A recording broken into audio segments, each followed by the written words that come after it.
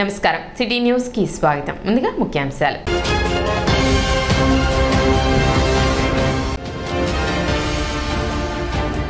ఉచిత ఇసుక సరఫరాలో భాగంగా తెనాలి తహసీల్దార్ కార్యాలయంలో ఇసుక బుకింగ్ కౌంటర్ ఏర్పాటు చేసినట్లు వెల్లడించిన తహసీల్దార్ గోపాలకృష్ణ.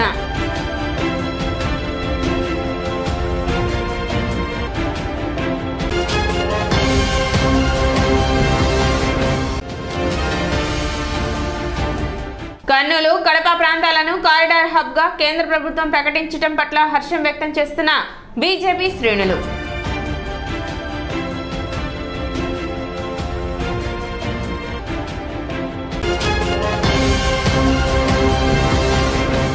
ఉచిత ఇసుక సరఫరాలో భాగంగా తెనాలి మండలం తహసీల్దార్ కార్యాలయంలో బుకింగ్ కౌంటర్ ఏర్పాటు చేసినట్లు తహసీల్దార్ గోపాలకృష్ణ తెలిపారు.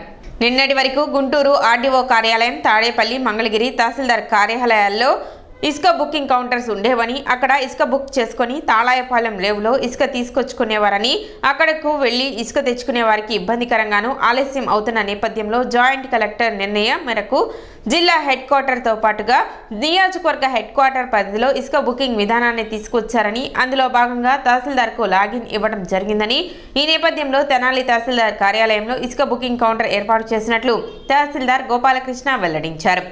ఇసుక అవసరమైన వారు ఆధార్ కార్డు తీసుకొచ్చి స్లాట్ బుక్ చేసుకోవాలని సూచించారు.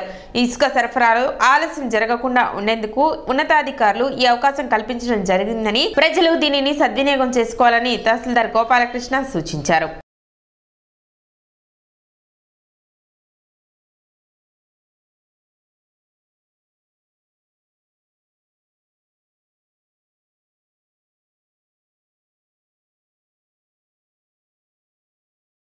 ఉచిత ఇసుక సరఫరాలో భాగంగా నిన్నటి వరకు మనకి గుంటూరు ఆర్డీఓ ఆఫీసు, అట్లాగే మంగళగిరి, తాడేపల్లి తహసీల్దార్ ఆఫీసులో, తుళ్ళూరు తహసీల్దార్ ఆఫీసులో కౌంటర్ ఉండేది.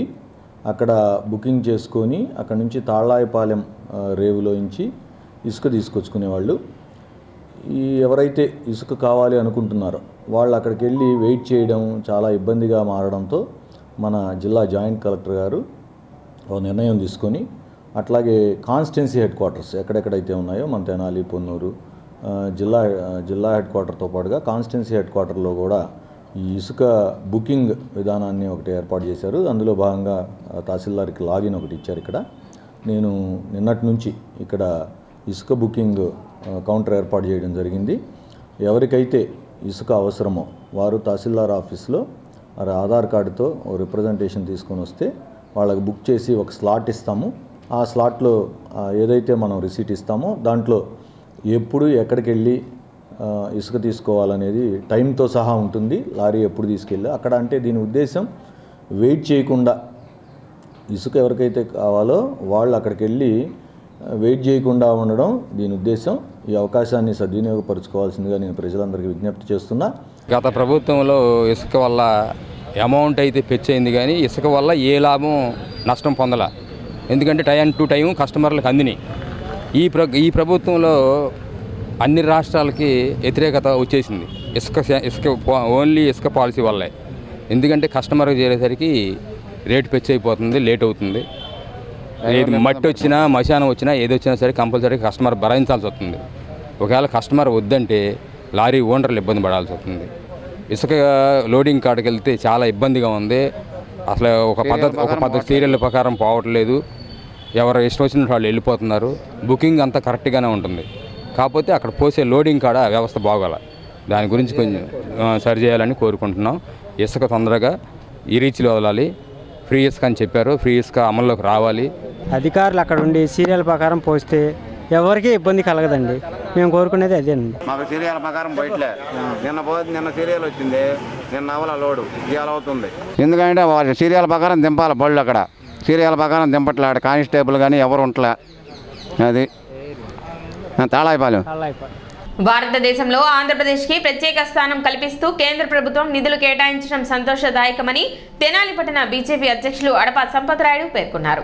ఆంధ్రాకి వరమైన పోలవరం ప్రాజెక్టు కోసం 12,000 కోట్లు ప్రకటించడంతో పాటు 2027 నాటికి సంపూర్ణం అవటానికి పూర్తి సహకారం అందిస్తామని ప్రధాని నరేంద్ర మోదీ ప్రకటించడం, దానికి ముఖ్యమంత్రి చంద్రబాబు నాయుడు హర్షం తెలపడం శుభపరిణామమని సంపత్రాయుడు పేర్కొన్నారు. అదేవిధంగా రాయలసీమని రత్నాల సీమగా మార్చేందుకు కడప, కర్నూలును పారిశ్రామిక హబ్లుగా కేంద్రం ప్రకటించడం ముదావాహం అన్నారు. యువతకు ఉపాధి కల్పించడంతో పాటు ఆ పని చేసి చూపడంలో బీజేపీ ముందున్నదని చెప్పారు. ఆంధ్రప్రదేశ్లోని ప్రతి ప్రాంతం సస్యశ్యామలం అవ్వాలని, ప్రతి ఒక్కరికి ఉపాధి కలగాలని, దేశంలో ఆంధ్రప్రదేశ్ అగ్రగామిగా ఉండాలన్న కృషికి బీజేపీ పూర్తి సహకారం అందిస్తుందని సంపత్రాయుడు పేర్కొన్నారు. భారతదేశంలో ఆంధ్రప్రదేశ్కి ప్రత్యేక స్థానాన్ని ఇస్తూ కేంద్ర ప్రభుత్వం నిధులు మంజూరు చేయడం చాలా సంతోషదాయకం. ఆంధ్రాకు వరమైన పోలవరం ప్రాజెక్టు కోసం 12,000 కోట్ల రూపాయలు నిధులు ఇవ్వడంతో పాటు రేపటి 2027 కల్లా మొత్తం సంపూర్ణంగా అవడానికి సంపూర్ణ సహకారాలు అందిస్తానని ప్రధానమంత్రి గారు చెప్పడం, దానికి రాష్ట్ర ముఖ్యమంత్రి గారు చంద్రబాబు నాయుడు గారు కూడా హర్షం వ్యక్తపరచడం చాలా సంతోషదాయ పరిణామం. అదేవిధంగా రాయలసీమని రత్నాల సీమగా మార్చేందుకు ప్రాచుర్యం కలిగిన ప్రాజెక్టులు రెండింటిని ఇవ్వడం జరుగుతుంది. దాంట్లో లక్షలాది ఉపాధి కలిపే అవకాశం ఉంది. ఎందుకంటే పెద్ద పెద్ద కారిడార్స్లో మంచి ఇండస్ట్రీస్ 1 కాదు 2 కాదు దాదాపుగా 14-15 ఇండస్ట్రీస్ని పెట్టడానికి అనువైన వాతావరణాన్ని సృష్టించడం కేంద్రంలో ప్రభుత్వం తీసుకోవడం చాలా ముదాహం.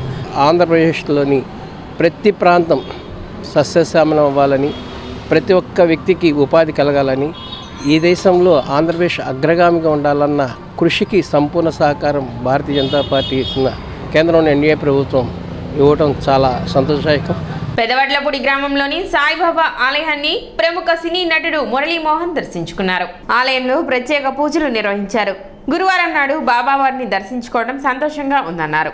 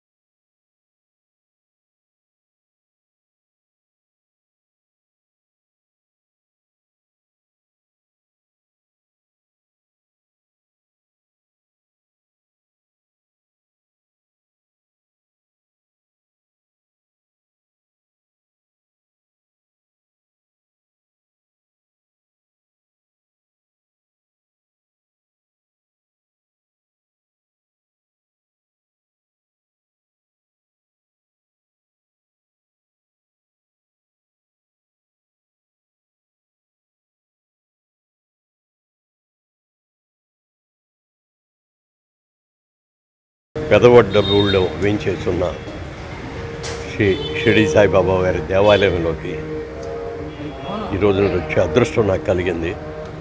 పైగా ముఖ్యంగా గురువారం రోజున ఇక్కడికి రాగలటం మా పాతూరు నాగభూషణ్ గారు ఎప్పటి నుంచో మీరు ఇక్కడికి రావాలండి, చూడాలి, మా గోశాల రావాలండి అని చెప్పి అనేక పర్యాయాలు చెప్పినా అది మనం సంకల్పించిన దైవం కూడా సంకల్పించాలి కాబట్టి ఆ సంకల్పం వాళ్ళు జరిగింది.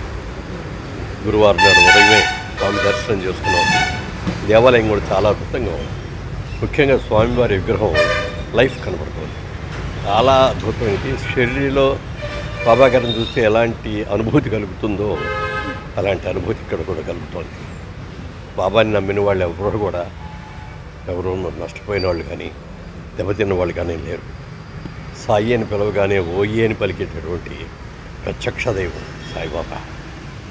ఆ బాబా పూజలో నేను కూడా చాలా సందర్భాలుగా నిమగ్నయ్యి ఉండటమే కాకుండా బాబాగారి పాటలో కూడా ఒకటి నటించే అవకాశం నాకు కలిగింది. దాదాపుగా 20 సంవత్సరాలుగా ప్రతి గురువారం కూడా ఉదయం సాయంత్రం కూడా ఎన్టీవీ ద్వారా భక్తి ఛానల్లో ఆ పాట రాగలగటం నా అదృష్టంగా భావిస్తున్నాను. ఇలాంటి మంచి కార్యక్రమాన్ని ఆతూరి రాఘభూషణ్ గారు మంచి గోశాలను కూడా నిర్మించి ఆ గోశాలను కూడా చాలా అద్భుతమైనటువంటి వంటలు చేసిన ఆయన మనస్ఫూర్తిగా అభినందిస్తూ వారు రాబోయే రోజుల్లో మంచి ఉన్నత పదవులకు మళ్ళీ వెళ్ళాలి. చాలా చిన్న వయసులోనే గుంటూరు జిల్లా జడ్పీ చైర్మన్గా ఉన్నారంటే అంత చిన్న వయసులో చైర్మన్ అవ్వడం అనేది సామాన్యమైన విషయం కాదు. వినాయక చవితి పండుగను మంచి వాతావరణంలో జరుపుకోవాలని తహసీల్దార్ గోపాలకృష్ణ పేర్కొన్నారు.